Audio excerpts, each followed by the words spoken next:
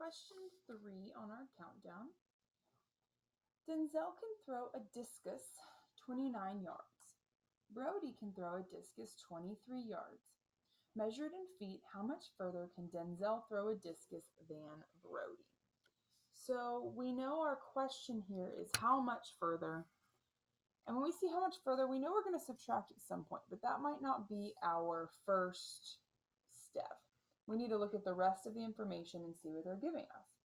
So we know Denzel threw it 29 yards.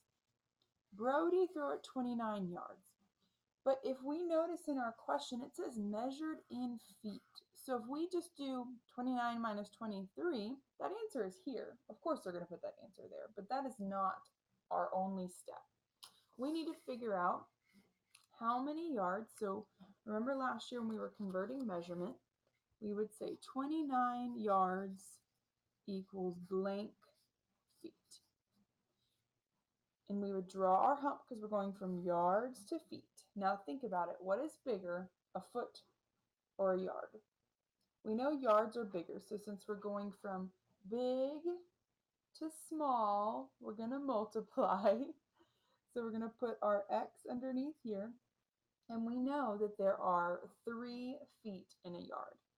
So to get our answer, we're going to have to do 29 times 3.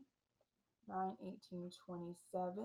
Drop my 7, carry my 2 in its own little world. 3 times 2 is 6, plus 2, 6 is 8.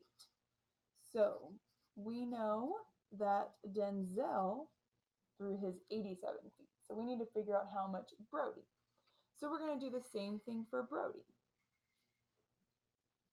23 yards equals how many feet? And we knew that going from yards to feet, we're going from big to small, so we're going to multiply. And there's still 3 feet in a yard, so we'll do 23 times 3. 3 times 3 is 9. 3 times 2 is 6. Now we can do our second step, which was the subtraction, to figure out how much further Denzel threw his than Brody. So when we subtract, we got more on the floor. We got to go next door and get 10 more. 17 minus 9 is 8. 7 minus 6 is 1. So our answer is B, 18.